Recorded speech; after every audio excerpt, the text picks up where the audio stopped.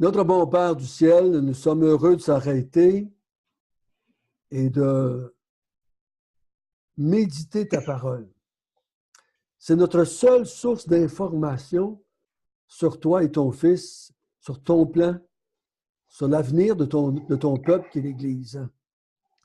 Aide-nous à bien comprendre cette justice que tu nous as accordée par la foi, sans les œuvres de la loi. Et en même temps qu'on en comprenne les conséquences dans notre vie de cette justice par la foi. Aide-nous, Seigneur, par ton Esprit Saint, durant la soirée qui s'en vient. Donc, c'est au nom de Jésus que nous te prions. Amen. Amen. Dans nos 3 premiers chapitres, l'apôtre Paul nous a démontré la condamnation de tous les hommes. Tous sont sous l'empire du péché et tous sont morts à cause de leur péché. Et on a vu qu'il n'y avait pas un seul, aucune personne, ni homme, ni femme, ni juif, ni grec. Tous sont condamnés par le péché. Puis à partir de ce moment-là, l'auteur va nous dire, malgré que c'est très noir, la position de l'être humain, il y a de l'espoir en Jésus-Christ. Et c'est là qu'il va présenter l'Évangile et le moyen d'être justifié par la foi sans les œuvres de la loi. Et dans tous les mouvements religieux, surtout chez les Juifs aussi, mais dans tous les mouvements religieux, il y a des règles, des formes, ou des principes, ou des préceptes, ou des commandements à suivre pour obtenir une certaine forme de sainteté ou de justice.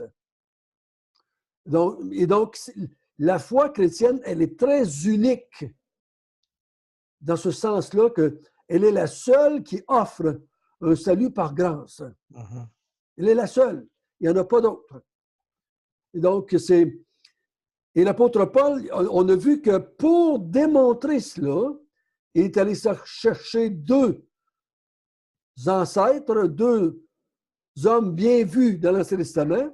Il est allé chercher Abraham et David. Pour démontrer que ces 2 hommes-là ont été justifiés par la foi sans les œuvres de la loi. Donc, c'est important qu'on comprenne bien ça. Donc, ce n'est pas quelque chose de nouveau. C'était déjà là dans l'Ancien Testament. Donc, la loi n'a jamais été donnée pour se justifier, mais pour nous aider à comprendre qu'on devait être justifié par la foi sans les œuvres de la loi.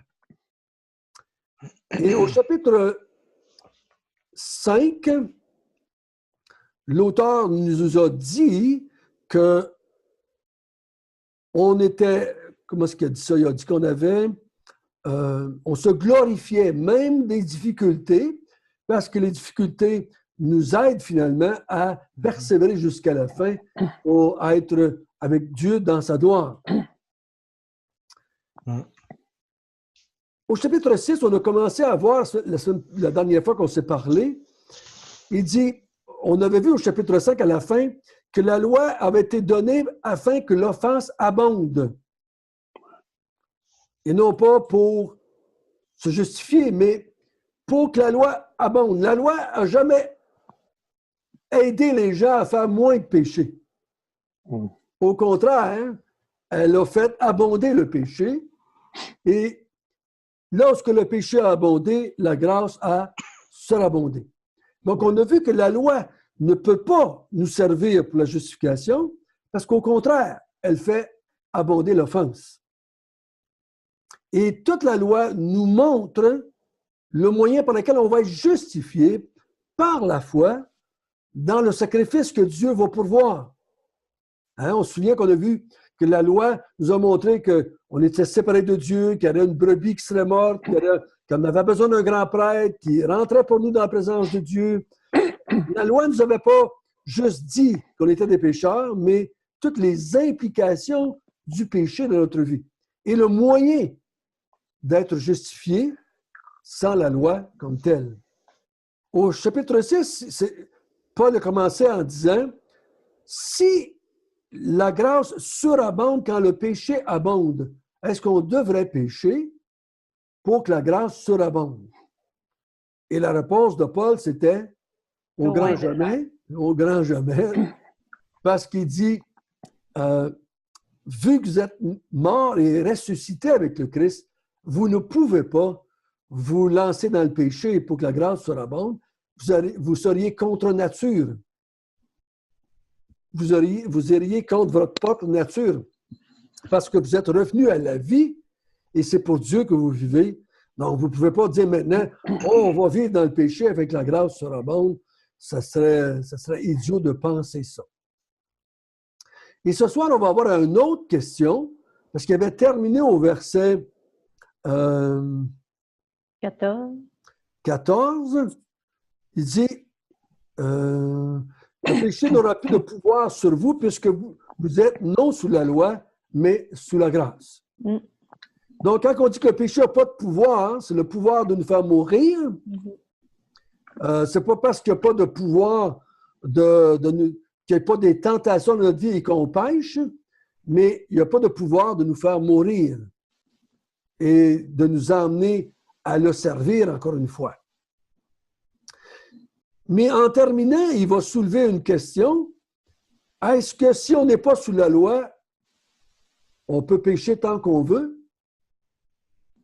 On n'est pas sous la loi, on est sous la grâce. Et vu que sous la grâce, tous nos péchés sont pardonnés, est-ce qu'on va pécher parce qu'on est sous la grâce ou qu'on n'est pas sous la loi? Et l'apôtre Paul va nous dire encore une fois, bien non. À toutes les questions hypothétiques qu'il pose, la réponse est toujours non. À toutes les questions qu'il a posées et qu'il va poser encore, les réponses sont toujours non. Il ne veut pas cela. C'est la tendance. Quand il n'y a pas de loi, la tendance, ou je devrais dire, s'il n'y a pas de conséquences aux mauvaises actions ou au péché, la tendance, c'est de devenir indifférent. Il n'y a pas de conséquences, donc pourquoi est-ce qu'on se priverait?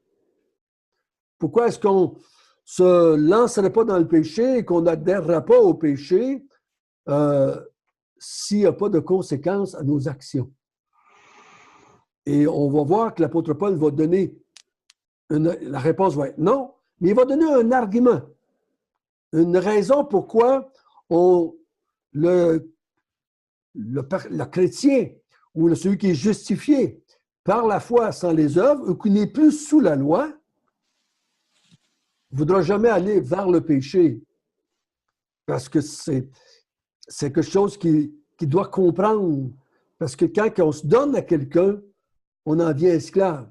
Donc, on va essayer de comprendre ça ensemble. OK, le verset 14, et on va lire jusqu'au verset 23. Verset 14, on l'a fait. C'est verset 15. On va passer avec Isabelle, Daniel, Patrick. Quoi donc? Pécherions-nous parce que nous sommes non sous la loi, mais sous la grâce? Loin de là. Ne savez-vous pas qu'en vous livrant à quelqu'un comme esclave pour lui obéir, vous êtes esclave de celui à qui vous obéissez, soit du péché qui conduit à la mort, soit de l'obéissance qui conduit à la justice? Mais grâce soit rendue à Dieu de ce que, après avoir été esclave du péché, vous avez obéi de cœur à la règle de doctrine dans laquelle vous avez été instruits. Ayant été affranchis du péché, vous êtes devenus esclaves de la justice. Je parle à la manière des hommes, à cause de la faiblesse de votre chair. De même donc que vous avez livré vos membres comme esclaves à l'impureté et à l'iniquité pour arriver à l'iniquité ainsi.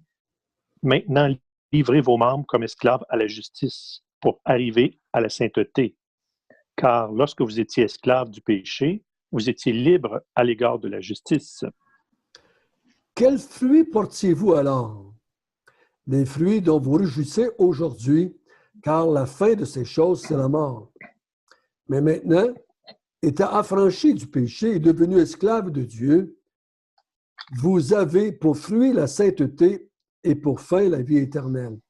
Car le salaire du péché, c'est la mort, mais le don gratuit de Dieu, c'est la vie éternelle en Jésus-Christ notre Seigneur. Amen. Donc, l'apôtre Paul donne tout cet argument à quelqu'un qui poserait la question, vu que nous ne sommes plus sous la loi, est-ce qu'on peut maintenant se livrer au péché ou se donner au péché ou décider d'obéir au péché? Il faut bien le comprendre ici. L'auteur n'est pas en train de nous parler de la sanctification. Il est en train de nous parler de la justification. Sans ça, on va partir avec l'idée qu'on va avoir de la misère à comprendre. Parce qu'on va avoir de la misère à comprendre, obéir à un, obéir à l'autre. Puis là, les conséquences dans la vie des personnes. Mais il dit, celui d'entre vous qui dirait, vu qu'on n'est pas sous la loi, nous allons pécher, nous allons nous donner au péché. Bien, j'ai une petite surprise pour vous. Une surprise pour vous. Oui, Daniel. Daniel, oui, c'est ça. Oui. Quand on dit on va se donner au péché ou on va se livrer au péché, qu'est-ce qu'on entend? C'est ce qu'on va voir, mon Daniel. Oh. OK? Donc, nous au verset 16. Ne savez-vous pas qu'en vous livrant à quelqu'un comme esclave pour lui obéir, vous êtes esclave de celui à qui vous obéissez? Donc, nous, pour nous autres, des termes d'esclavage, on ne connaît pas tellement ça. Donc, si tu te livres, si un homme ou une femme, vous savez que c'était la coutume au temps de l'Ancien Testament et au temps de Jésus, quelqu'un qui, mettons, était endetté ou ce qui devait de l'argent, pouvait se livrer comme esclave à son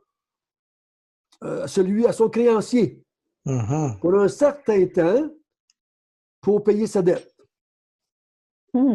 Intéressant. Donc, se livrer à, si je me livre à quelqu'un, parce que c'est ça qu'il dit verset 16, comme esclave. Si je me donne, si je te dis, Daniel, je vais être ton esclave à partir d'aujourd'hui, vous êtes esclave de celui à qui vous obéissez. Donc, automatiquement, je vais devoir t'obéir.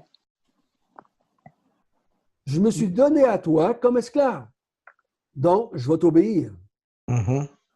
Donc, il dit, vous êtes esclave de celui à qui vous obéissez. Vous vous livrez à quelqu'un pour donner son esclave, donc pour lui obéir. Tu comprends-tu? Donc, si je me livre à quelqu'un comme esclave, c'est certain que je vais, c'est-à-dire, tu peux me dire ce que tu veux, je vais le faire. Je suis ton esclave. Je ne deviens pas ton esclave pour être ton conseiller. Hein? Ou pour te dire quoi faire. Je deviens ton esclave pour pouvoir t'obéir.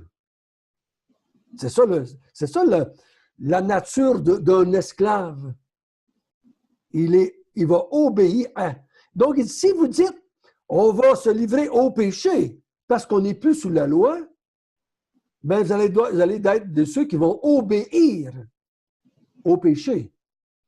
Pas à des péchés, mais au péché. OK? Le péché, ici, on va voir, ça va être le contraire de la justice. Ça va être le contraire de Dieu, ou d'obéir à Dieu comme tel.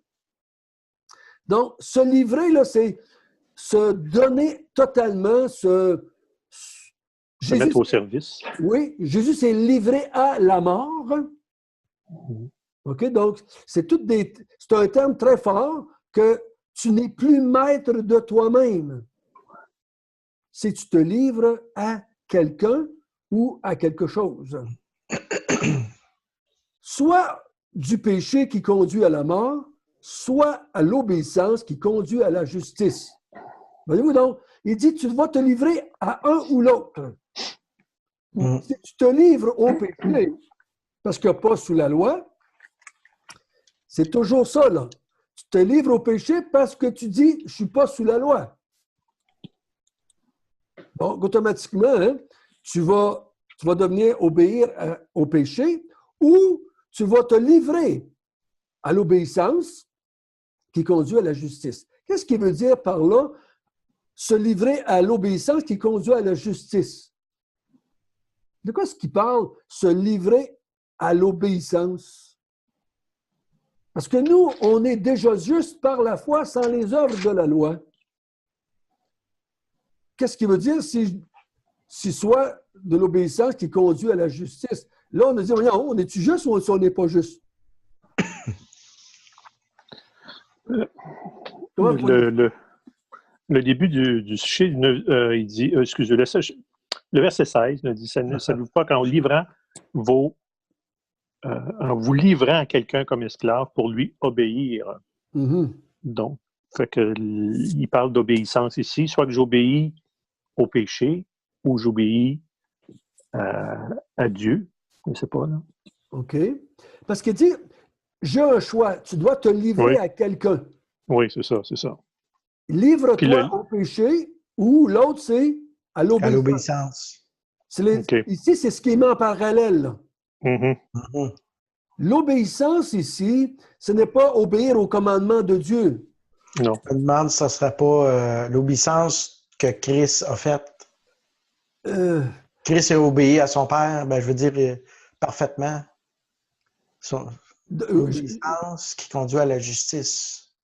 Qu'est-ce qui va nous conduire à la justice? Si j'obéis à quoi, est-ce que je vais être conduit à la justice?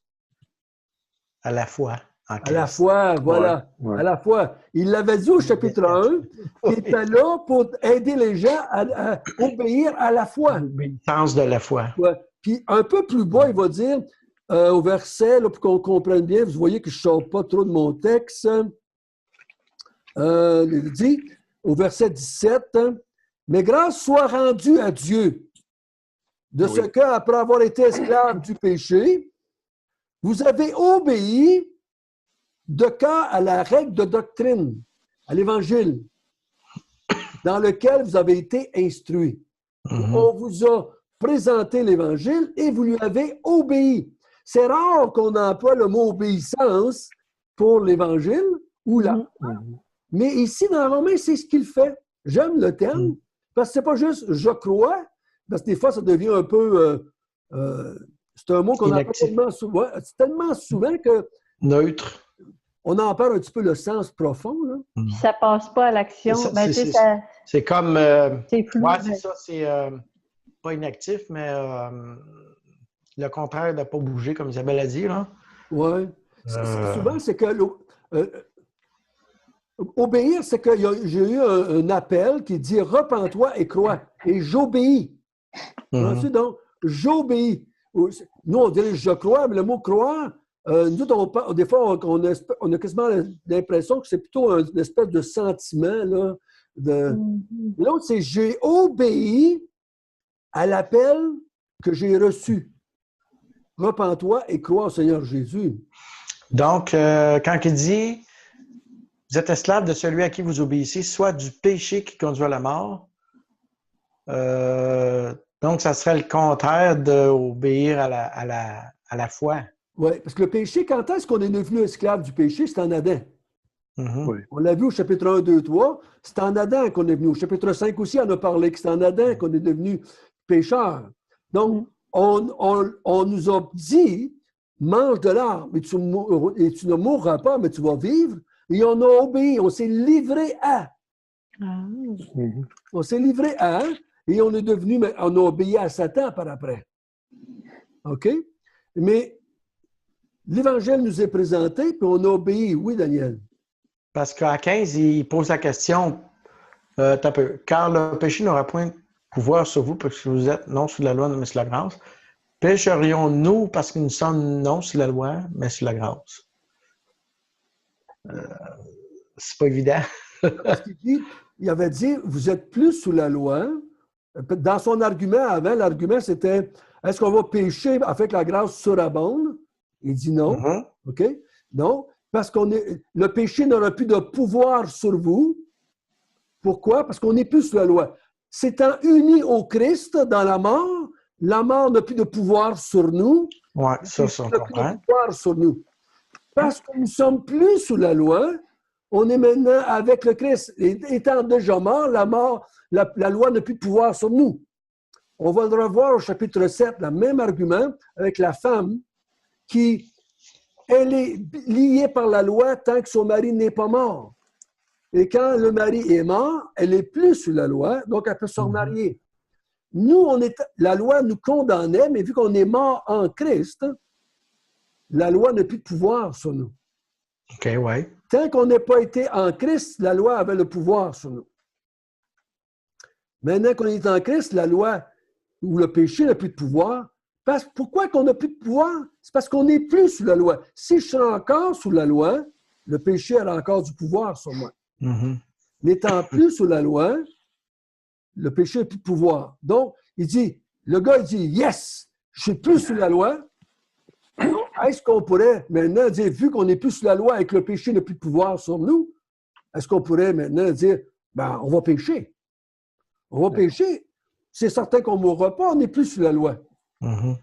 Mais il dit, tu ne peux pas faire ça. Parce que le principe de base, c'est celui à qui tu te livres, tu deviens son esclave. Donc, est-ce que tu t'es livré au péché? Avant ça, tu étais au péché.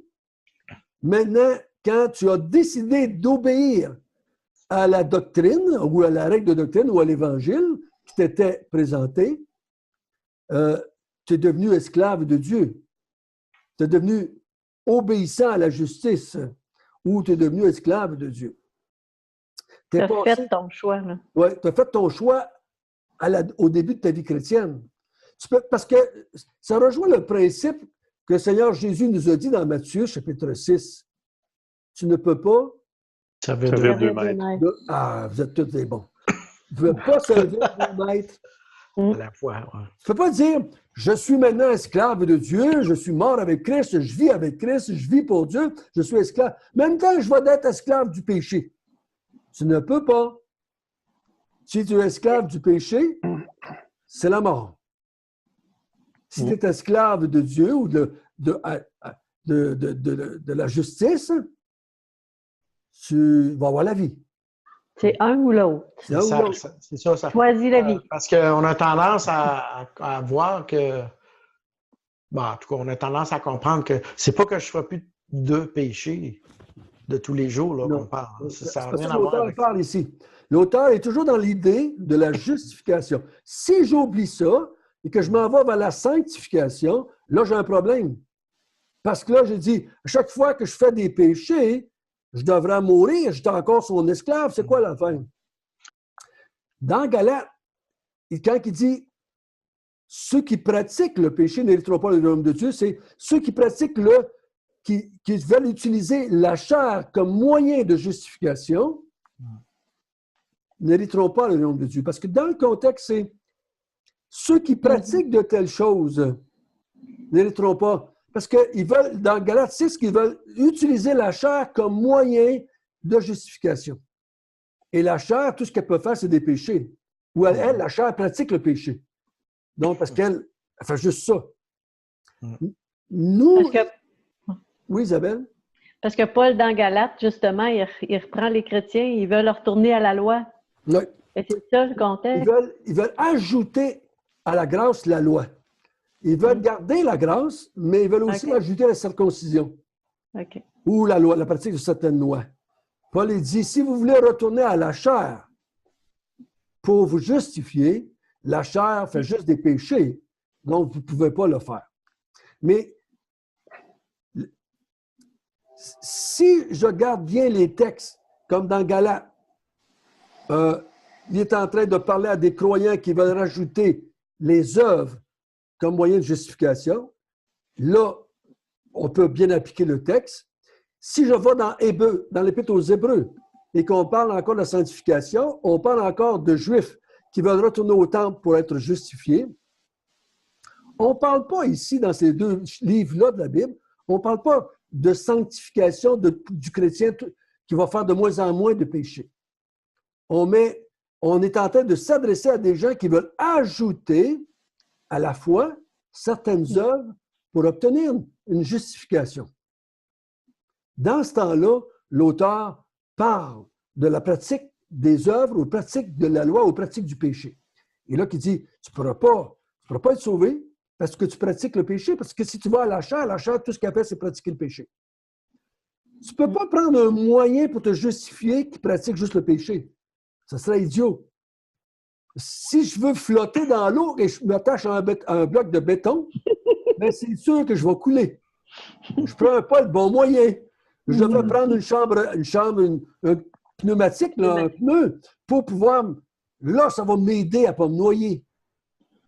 Mais si tu prends la loi ou la chair comme moyen de justification, tu vas couler. Tu vas couler. Donc, ici, dans notre texte, l'auteur est en train de dire, tu ne peux pas dire qu'à cause que tu n'es pas sous la loi, que tu peux pratiquer le péché ou que tu vas te livrer au péché pour lui obéir. Délibérément, tu dis, vu que je ne suis pas sous la loi, je me livre au péché et je vis une vie de péché. Il dit, si tu fais ça, tu vas aller vers la mort. OK? Mais si, de ton plein gré, de ta décision, tu décides d'obéir à la justice ou d'obéir à la doctrine ou à l'Évangile, tu vas vivre, tu vas avoir la justice comme résultat et tu vas vivre. Tu ne donnes pas la mort, mais tu vas avoir la vie. Yes. OK? Dans lequel vous avez été instruits, au verset 18. Ayant été affranchis du péché. Voyez-vous là? Affranchis du péché. Comment est-ce qu'on a été affranchis du péché? Par la foi, par la justification. Oui. Essayons de garder les termes du texte autant que possible. Ayant été affranchi du péché. Affranchi, ça veut dire on a été racheté. Racheté. Libéré. Ouais. C'est au verset 17. Grâce soit rendue à Dieu après avoir été esclave du péché. Donc, là, vous avez été affranchis. Comment vous avez été affranchis? En obéissant de cœur à la règle de doctrine. Donc, j'ai été affranchi parce que j'ai obéi à la règle de doctrine dans laquelle vous avez été instruits. J'ai obéi à l'Évangile. Par la foi, j'ai cru au Seigneur Jésus-Christ et j'ai été affranchi. OK? J'ai été affranchi. Donc, vous êtes devenus esclaves de la justice. Donc, cette fois-là, vous vous êtes livrés à la justice, vous avez décidé d'obéir et vous vous êtes livrés à l'obéissance qui conduit à la justice. Donc, j'ai décidé de me livrer à l'obéissance envers Dieu ou en l'Évangile ou à la foi. Ça m'a affranchi. Donc, notre maître, c'est plus le péché, c'est la justice. C'est la justice, ou c'est Dieu, ou c'est Jésus-Christ, on va le voir ensemble. OK? Donc, vous êtes esclaves maintenant de la justice et non pas du péché. Ça ne veut pas dire que je suis un esclave et là, je ne ferai plus jamais de péché. Parce que la justice, ici dans notre texte, ne parle pas est-ce que je vais être capable de faire des péchés ou pas, mais est-ce que j'ai été justifié ou pas? OK? Je suis esclave de la justice qui s'obtient par la foi en Jésus-Christ. Donc, je suis esclave de cette justice-là que j'ai obtenue par la foi en Jésus-Christ. OK? Je parle à la manière des hommes à cause de la faiblesse de votre chair. Qu'est-ce qui est en train de raboter là? Je me pose la question souvent. Parce que là, est-ce que...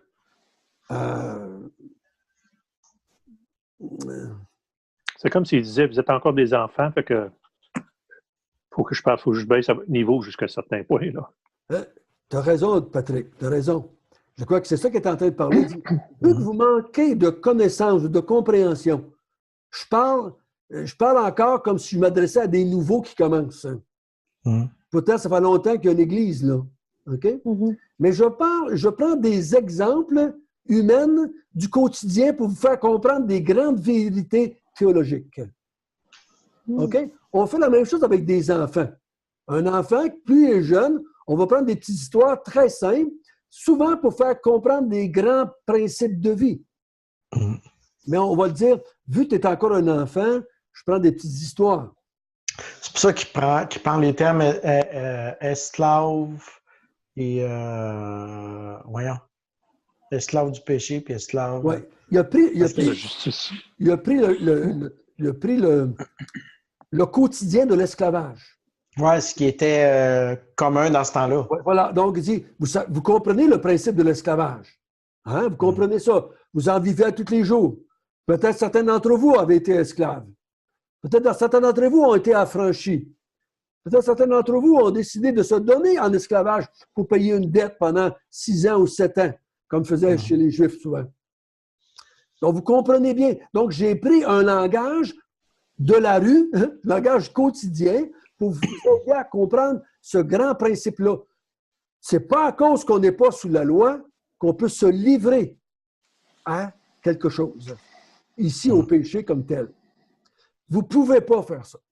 Vous auriez dû comprendre ça. Hein? Donc, j'ai pris un langage d'esclave pour vous comprendre que vous ne pouvez pas vous livrer au péché à cause que vous n'êtes plus sous la loi. Donc, c'est le principe de base. Si tu te livres à quelqu'un ou à quelque chose, tu en deviens son esclave. Et tu es obligé de lui obéir. Donc, nous avons décidé de devenir esclaves de la justice et non pas de devenir esclaves du péché. Donc, on garde cette décision-là. Au verset 19, de même, donc,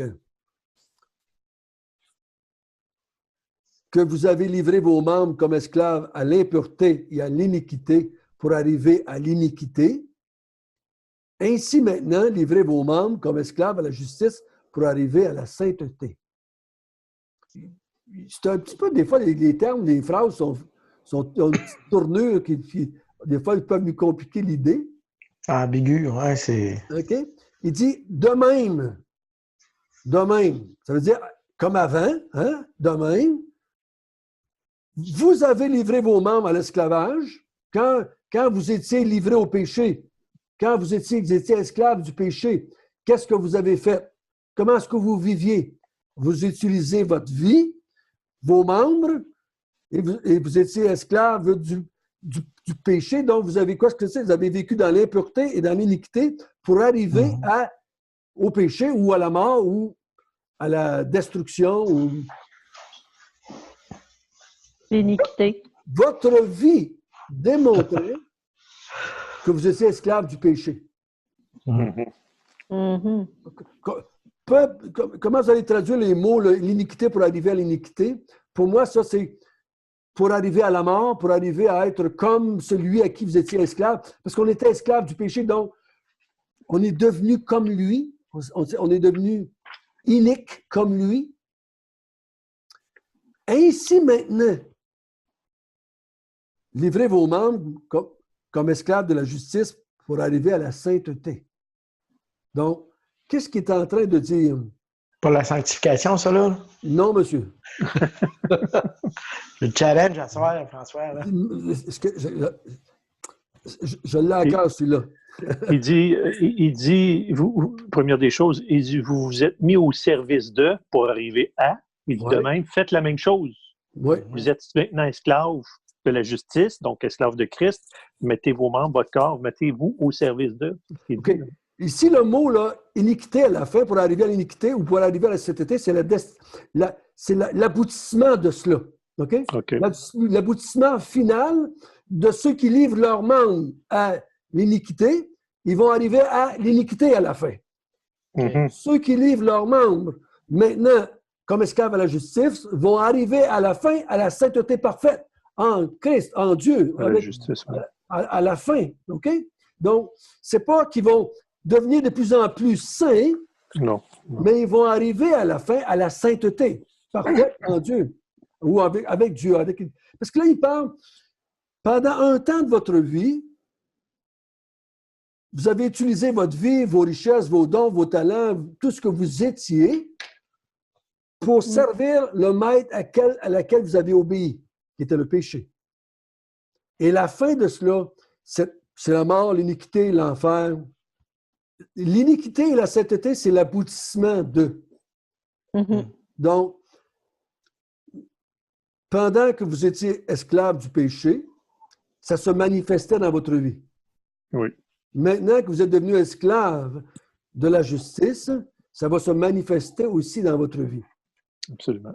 Voyez-vous, c'est le résultat de, c'est pas pour arriver à, c'est le résultat de.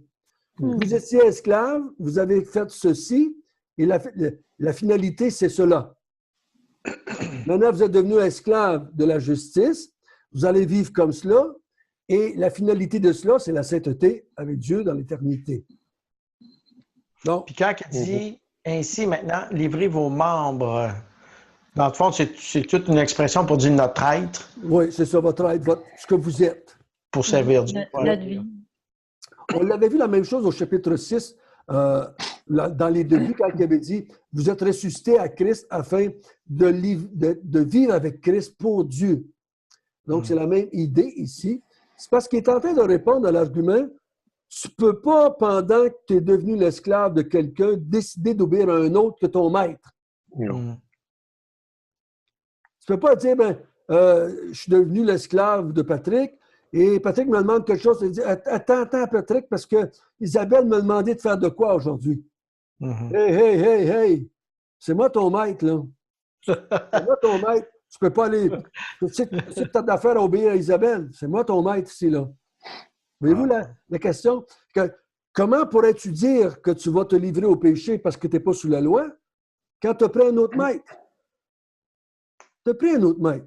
Et l'autre maître que tu as pris, c'est la justice. C'est l'obéissance à la justice. Ouais. C'est la vérité. C'est ce qu'il dit au verset 20, car lorsque vous étiez esclaves du péché, vous étiez libres à l'égard de la justice. Vous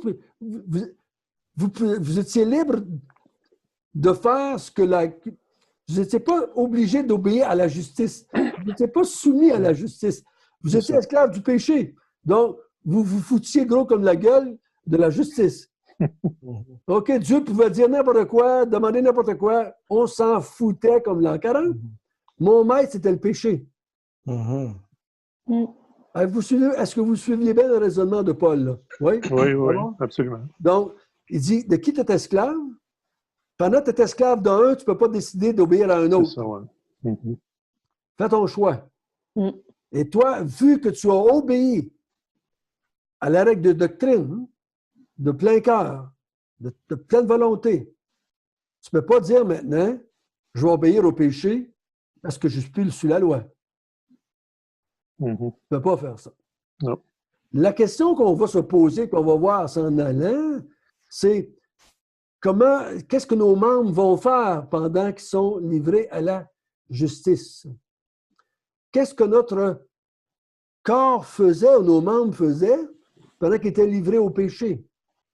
Hey, c'était cette question-là que j'avais dans la tête. C'est pour ça que... Est-ce que là, je parle de sanctification? Non. OK? Mais des fois, vu qu'on pense que se livrer au péché, c'était de désobéir au commandement, donc me livrer à la justice, c'est de commencer à obéir au commandement. On met le contraire. Mais je me suis livré au péché bien avant que la loi existe. Oui. Je me suis livré au péché. Puis comment ça se manifestait, ça? C'est pas que des fois, je désobéissais aux 10 commandements. C'est que j'étais en rébellion pure et dure contre Dieu.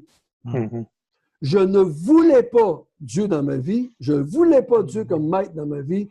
Je ne voulais pas lui rendre gloire. Je ne voulais pas vivre pour lui. J'ai rejeté sa façon d'être justifié ou la grâce. Vivre sur le péché, c'est d'être ennemi de Dieu. C'est une attitude, premièrement, envers Dieu, qui va se manifester par les désobéissances à certains commandements que Dieu a donnés. Mais quand je vais vivre pour la justice, ou que je vais livrer mes membres pour la justice, ça va être le contraire. Je vais être ami de Dieu. J'aime Dieu. Je veux la gloire de Dieu. Et quand je pêche, je suis triste devant Dieu.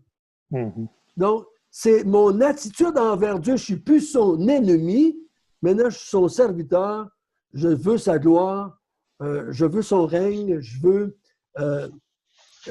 que les gens le connaissent. Voyez-vous la différence? Ce n'est pas, premièrement, je vais-tu obéir plus ou moins qu'avant aux 10 commandements. Ça, c'est pas ça, là. C'est pas ça qu'on parle. OK, donc, c'est... Parce que le péché, c'était de vouloir devenir comme Dieu. Donc, il ne faut pas se tromper, là. Là, on donne gloire à Dieu. Ouais. C'est pour ça qu'il avait dit au chapitre 5, il avait dit, pendant que nous étions ses ennemis. Donc, ça c'est vivre sur le péché. Ouais. On est des ennemis de Dieu. C'est pas là, j'aime Dieu, je prends plaisir à la loi de Dieu ou à la parole de Dieu, je prie Dieu, je lis la parole de Dieu parce que je veux connaître Dieu. Et quand j'ai la grâce de Dieu, je parle de lui aux gens. Et là, je tombe dans le péché, dans certaines désobéissances. C'est pas ça, là. OK? Parce que l'autre, lui, il se fout de la gueule de Dieu, il veut rien savoir de Dieu, il fait des bras d'honneur à Dieu, il pêche tant qu'il peut. Puis s'il pêche, il va dire, j'ai eu une belle journée aujourd'hui, j'ai fait des péchés. Il s'en fout. Il s'en fout carrément. C'est de ça dont on parle ici, là. C'est pas d'un croyant qui lutte contre le péché ou contre la chair. On va en revenir au chapitre 7. De ce combat interne chez le croyant. Il est loin de dire péchons quand on n'est pas sous la loi. Il dit je reconnais en moi une loi que je ne fais pas toujours ce que je veux. Le bien que je voudrais faire, je ne le fais pas tout le temps. Et le mal que je ne voudrais pas faire, des fois je le fais. Là, on va tomber dans une autre catégorie. Comprenez-vous? Maintenant, pour nous autres ici, il dit au verset 21, quel fruit portiez-vous alors? Le fruit qui parle, là, vous étiez libre à l'égard de la justice. Quelle sorte de fruit que, quand vous étiez esclave du péché et que vous foutiez de la justice, quelle sorte de fruit que vous portiez? Des fruits dont vous réjouissez aujourd'hui, car la fin de chez Sauge, c'est la mort. Donc, si je parle de certains péchés que je peux faire, ce serait la mort. C'est ça, là. OK? Si je parle de certains péchés que je peux faire dans ma vie chrétienne, si je ne comprends pas bien, si j'applique ça à la sanctification, je suis à la mort. Pourquoi est-ce que le chrétien pêche et qu'il ne meurt point? C'est parce qu'il n'est pas sous la loi, puis qu'il obéit à l'Évangile, puis qu'il fait de même plante avec Christ, puis qu'il aime Dieu. C'est pour ça que c'est des fruits dont il rougit. C'est pas qu'il veut retourner à ça. C'est quand il pense à ce genre de vie-là qu'il faisait avant, il a honte. Il rougit de ça. Eh bien, il dit, tu ne vas pas vouloir y retourner parce que tu n'es plus sous la loi, voyons. Quand tu penses à ton ancienne vie, en ce qui concerne Dieu, moi, là, les moments de ma vie que je me souviens quand j'étais sur ma ferme, je me vois encore, quand je ferme les yeux, les deux bras dans les airs en maudissant Dieu, là, en allant chercher mes vaches. Aujourd'hui, j'en ai honte. Quand je disais aux gens que Dieu n'existait pas, Dieu était méchant, Dieu n'était pas bon, s'il y en avait un, si Dieu existait, j'aurais 2 mots à y dire, ce n'était pas des beaux mots. C'est juste ça, c'est des choses dont je rougis aujourd'hui. Là, ce n'est pas à cause que Dieu me dit, François, tu n'es plus sous la loi. Ah ben, allons-y. Retournons au péché. Allons vivre notre ancienne vie d'avant. Mais là, si c'est ça que tu fais, hein, tu es esclave du péché encore. Ben ouais. OK, tu es encore esclave du péché. Tu n'as pas donné de plein cœur. Tu n'as pas obéi de plein cœur. Tu t'es pas livré à. Tu étais encore avec l'autre esclave. OK? Tu étais encore avec l'autre maître, je veux dire. Donc, il faut faire attention de bien comprendre que l'auteur est en train de me parler que celui qui a été justifié par la grâce, sans les œuvres de la loi, et qui s'est uni dans la foi à Jésus-Christ, qui est devenu une même plante avec lui, et qui n'est plus sous la loi, ne va jamais dire « péchons parce qu'on n'est plus sous la loi ». Au contraire, il va prendre tous ses membres pour vivre pour la justice. Ouais. Amen. Et pour la gloire de Dieu. Mais maintenant, étant affranchi du péché, est devenu esclave de Dieu. D'où là? Esclave de Dieu. C'est ce qu'on voulait dire tout à l'heure, sainteté, esclave à la justice, c'est la même chose, OK? C'est des synonymes. Vous avez été affranchi de l'esclavage du péché, de votre ancien maître. Maintenant, vous avez un nouveau maître, c'est Dieu. Donc, il dit au verset 22, « Mais maintenant, étant affranchi de votre ancien maître, vous avez un nouveau maître, qui est Dieu. Et à cause que vous avez un nouveau maître, qui est Dieu, vous allez employer, vous avez pour fruit la sainteté et pour fin la vie éternelle. » Donc, ayant votre nouveau maître, vous allez prendre vos corps, vous allez maintenant avoir pour fruit la sainteté et à la fin la vie éternelle. Comme on avait dit, c'était un peu comme tout à l'heure, on avait marqué, vous allez arriver à la sainteté, là, c'est un synonyme ici. Vous allez avoir pour fin la vie éternelle. Ce n'est pas qu'on n'a pas déjà la vie, mais on va avoir pour fin la vie éternelle d'une façon permanente et continuelle. Mais ici, quand on parle de fruit de la sainteté, le mot sainteté, ici, il faut faire attention. Ce n'est pas vous ne ferez plus de péché.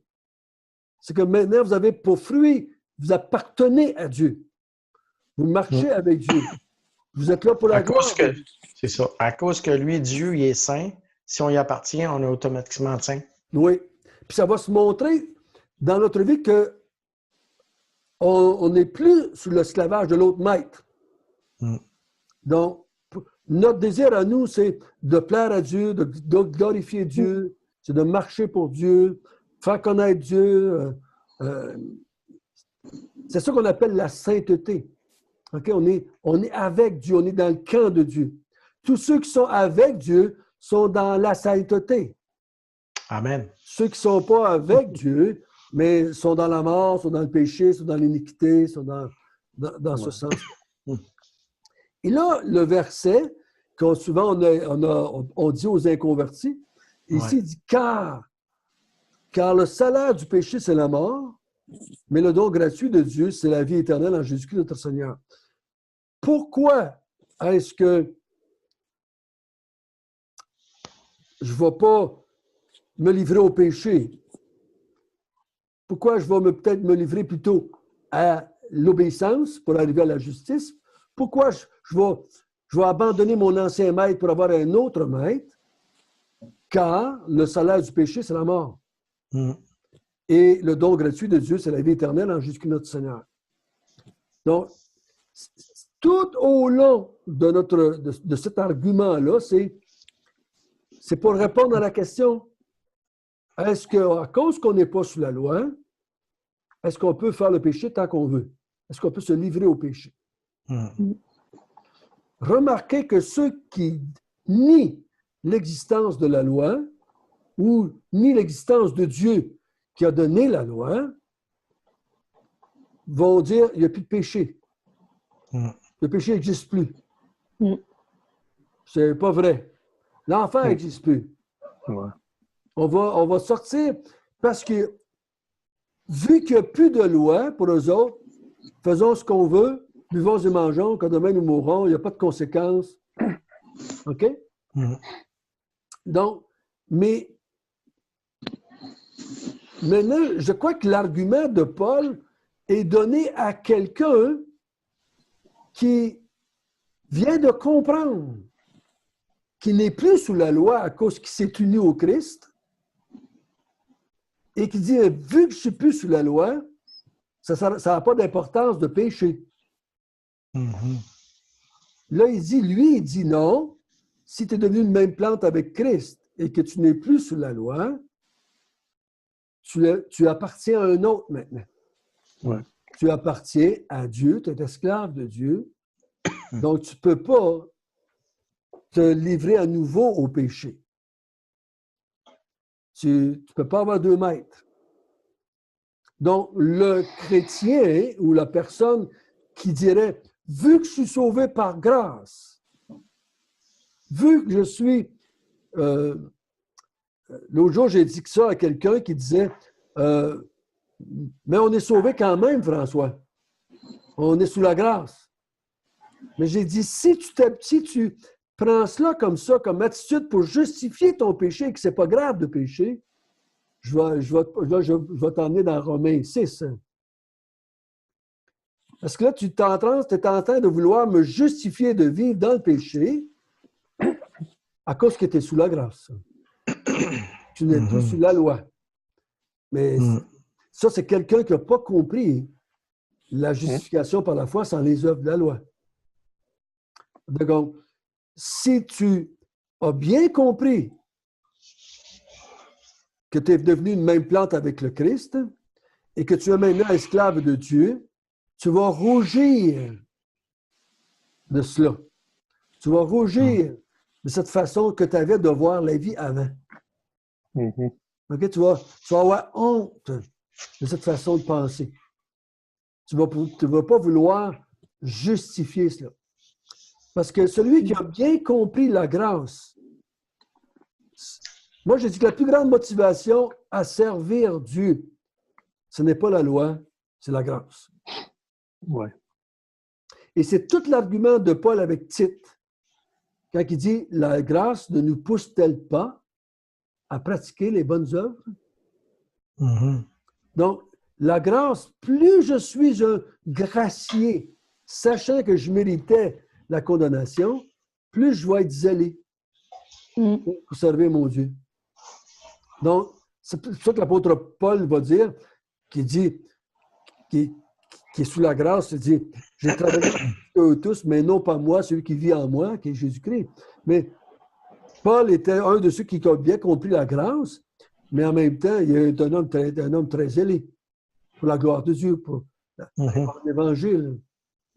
Donc, c'est important de bien saisir cet argument-là ici. Parce que ça revient plus souvent qu'on pense parmi les croyants, surtout les croyants qui ont accepté l'Évangile seulement en pensant d'éviter l'enfer puis aller au ciel. Ouais. Pendant qu'ils sont ici, ils ont de la misère à comprendre comment vivre ici. Parce qu'ils ne se sont pas unis à Christ par la foi pour vivre pour Dieu ici, mais ils ont cru à l'Évangile pour pouvoir aller au ciel quand ils vont mourir pour éviter l'enfer. Donc, pendant qu'ils sont ici, ils ont de la misère à comprendre quelle sorte de vie ils vont faire. Donc, vu qu'on est sauvé, on peut faire comme on veut. On est certain d'aller au ciel. On a notre bien dans nos poches. C'est gratis. C'est juste par la foi en Jésus-Christ. Donc, j'ai la foi en Jésus-Christ. Je peux faire ce que je veux ici. C'est pas grave. Là, tu parles comme quelqu'un qui n'a pas compris la règle qui est encore esclave du péché. Il n'a pas compris la règle de doctrine. Il n'a pas compris qu'il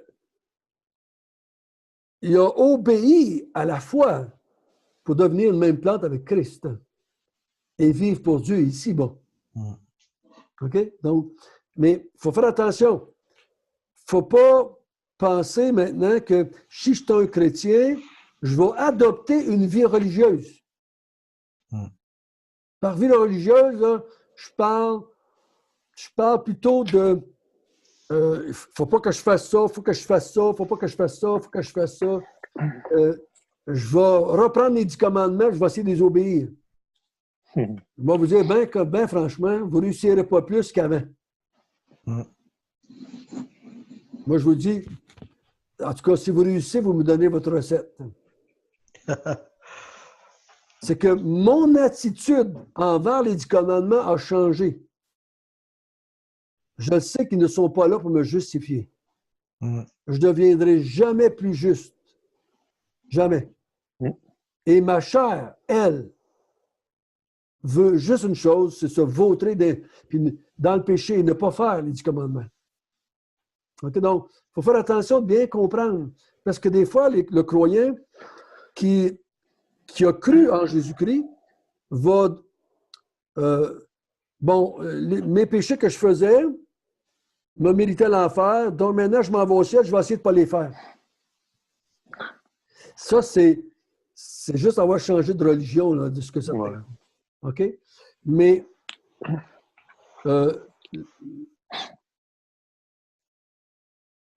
ce qu'il faut bien comprendre, c'est ayant changé de nature, m'étant affilié à Jésus-Christ, ayant devenu une même plante avec Jésus-Christ, les 10 commandements, dans ma tête, ça va devenir secondaire. C'est pas quelque chose qui va... C'est pas ça ma mesure maintenant. C'est pas ça ma norme maintenant. C'est pas ça mon but dans la vie, c'est d'essayer de faire un peu moins de péché. C'est pas notre focus. Oui, c'est ça. Mais c'est pas ça ma motivation, comment je dirais, mon but. Non, pas mon but, c'est pas ça ce qui va me restreindre. OK? C'est pas, oui, il y a une police, il faut que je modère, pèse sur le break, pèse sur le break. OK. C'est pas ça qui va me faire modérer. C'est plutôt, je risque de faire un accident et de blesser quelqu'un, je vais modérer. Okay? C'est ma nouvelle façon de percevoir la vie qui va m'emmener à modérer. C'est pas le stop qui va m'emmener à modérer. C'est mon amour pour Dieu qui va m'emmener à vouloir plaire à Dieu, marcher avec Dieu, ou glorifier Dieu, ou reconnaître la grandeur de Dieu. C'est mon changement de nature qui devient ma motivation. Vous vous souvenez, dans Hébreu, il dit « La loi a été écrite sur des tables de pierre. Et elle donnait de la motivation et elle mettait des restrictions dans la vie des gens. C'était le barème qu'il y avait. Mais il dit maintenant, j'ai écrit ma loi dans leur cœur. Ça va être à l'intérieur qui va être. C'est l'intérieur qui va devenir la motivation ou les restrictions. C'est de là que ça va venir. Je n'ai pas besoin d'avoir les 10 commandements devant moi, hein? Mais c'est mon cœur qui va maintenant conduire ma vie par l'aide de Dieu, par l'aide du Saint-Esprit. Mais j'ai changé de nature. Ouais. Donc, même si tu enlèverais les 10 commandements, je n'irais pas plus dans le péché. Je suis devenu esclave d'un autre de plein gré.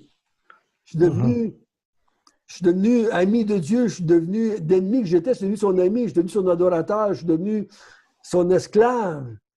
Donc, moi, la grande chose, c'est que, on pourrait dire, celui qui devient un enfant de Dieu, si je peux appeler cette image-là, parce que vous êtes encore faible dans la chair. C'est où le piton, là? Comment c'est ça que l'Internet n'a pas coupé, là? Oui, c'est ça. Quand je me lève le matin, là, c'est pas que j'ai besoin de loi pour guider ma journée. Ben non, c'est ça. C'est que je lève mes yeux vers Dieu et je dis, qu'est-ce que je peux faire pour toi aujourd'hui? Oui, l'attitude est complètement différente que ben là, il faut faire attention. Aujourd'hui, je vais essayer de ne pas faire de péché. Je vais essayer de ne pas faire ci, de ne pas faire ça. Vous voyez la différence, hein? Oui, c'est dans le cœur. C'est de l'intérieur. J'ai de plein cœur, j'ai pris une décision d'obéir à la règle de doctrine, de devenir un esclave de Dieu. Et chaque matin, chaque instant de ma vie, l'attitude de ce nouveau François-là, c'est « Qu'est-ce que tu veux que je fasse, Seigneur, pour toi? » C'est ça qu'il veut. Je ne dis pas qu'il n'y a pas de combat avec la chair. On va en venir un peu plus loin de ça. Mais on va en parler au chapitre 8, quand il va dire « Je soupire. J'ai un soupir constant dans le croyant d'être délivré de ce corps de mort. » Voyez-vous la différence? C'est dans mon âme intérieure, je rêve du jour où je ne pécherai plus. C'est pas « Oh, je ne suis plus sous la loi. Yes, allons-y, péchons de plein front. » C'est pas ça, là. C'est pas ça, là. Donc, c'est une grosse différence entre les deux, entre l'attitude du croyant et de l'incroyant. OK? On n'est pas branché à la même source. Hein? Voilà. Donc, on n'est pas à la même branché, c'est le mot. Si je suis branché à de l'eau amère, je vais produire de l'eau amère. Si je suis branché à de l'eau pure, je vais produire de... Le dit de l'autre façon, si tu es un arbre qui est un bon arbre, tu vas porter des bons fruits. Si tu es un mauvais arbre, tu vas porter des mauvais fruits. Donc, nous, on est décidé de devenir un bon arbre. Donc, on va produire des bons fruits. Par la grâce de Dieu. Par la grâce, oui, comme tu dis bien, par la grâce de Dieu. Il faut faire attention que les bons fruits, ce n'est pas... C'est sûr que je vais faire moins de péché, mais j'en ferai plus. C'est pas ça dont ça parle. C'est pas ça. Je ne vais plus voir je ne vais plus avoir les mêmes désirs, les mêmes pensées, la chair va avoir encore les mêmes. Mais mon être intérieur qui est maintenant uni au Christ. C'est ça qu'il va dire un peu plus loin. Dans l'être intérieur, là, il va parler de cette partie de moi qui a été régénérée, qui a été unie au Christ. Dans mon être intérieur, j'ai des désirs que je n'avais pas avant. Mais il y a encore quelque chose en moi qui fait que je veux encore pécher. Est-ce qu'on est revenu? Tu disais qu'il y a encore quelque chose... Oui, tu disais qu'il y a encore quelque chose en toi. En moi qui me pousse à pécher. Mais je suis assez transformé par la grâce de Dieu pour admettre qu'il y a quelque chose en moi qui veut encore le péché. Ouais. Puis que j'aimerais... C'est pour ça qu'il va dire, juste après avoir dit ça, il va dire « Qui me délivrera de ce corps de mort? Qui, finalement, va me délivrer de la situation dans laquelle je suis encore? » Grâce soit rendue à Dieu. Qui va me délivrer par Jésus-Christ. Par Jésus-Christ. Ça, c'est l'attitude du croyant. C'est pas... Moi, je suis un bon chrétien, je fais quasiment plus de péché, puis je regarde pas ci, puis je fais pas ça, puis je compte pas de mentir, puis je suis juste dans mes rapports d'impôts, puis je fais pas de ci. Puis celui qui parle de même, il n'a pas compris. Il n'a pas compris encore. Que le chrétien, lui, crie « Qui va me délivrer de ce corps de mort dans lequel je suis encore? » Ça, c'est l'attitude du croyant. C'est pas « Je suis devenu une bonne personne à cette heure, je suis un chrétien, là, je suis correct. » Là. Non, non. Et les réponses qu'il vient de donner sont pour répondre à ces deux questions-là. Donc, il faut bien comprendre ça. Ce n'est pas là pour aider le croyant à faire moins de péché dans sa vie. OK? C'est ça qu'il faut bien saisir, je crois. Mais si Paul a écrit ça à l'Église à Rome, il doit avoir su quelque chose peut-être qui se passait là-bas, où il y avait des questionnements de certaines personnes dans l'Église? Ou... Je crois que Paul a compris ou a su, ou il a vu en parlant avec certains d'entre eux autres, parce que vous vous souvenez qu'il est venu, il est venu en lien avec deux personnes qui venaient de Rome? OK. Il y a un couple qui est venu de Rome travailler avec lui, qui étaient des chrétiens. Je ne me souviens plus. Qui faisait des tentes avec lui. Ouais. Priscille, Aquila. Priscille et Aquila. Oui, c'est ça. C'était des Juifs de Rome qui étaient sortis de Rome puis s'étaient joints à Paul. Donc, en parlant avec eux autres, je ne suis pas surpris qu'il aurait dit, hop, il manque un peu de. Il manque un peu de connaissance, là. Il aurait besoin de comprendre mieux les effets d'être justifié par la foi sans les œuvres de la loi. Pour moi, c'est que je crois que c'est ce que je pourrais dire, c'est que Paul a vu d'une façon quelconque, parce qu'il dit au chapitre 1 du verset 1 jusqu'au verset 15, « J'ai un vif désir d'aller vers vous et vous annoncer à vous autres aussi l'Évangile. » Oui. Donc, je crois que Paul, étant responsable des Juifs ou des païens, je veux dire, à Rome et partout ailleurs, il voyait sa responsabilité d'amener une bonne compréhension de l'Évangile à tout ce monde-là. Donc, pas juste l'Évangile, comment faire pour être sauvé, mais toutes ces ramifications à tout comprendre. Ça. Donc, je crois que Paul était en constante communication avec toutes sortes de chrétiens qui venaient d'un peu partout de l'Église à l'autre. Ça ne me surprendrait pas qu'il y aurait eu des informations, puis de se dire...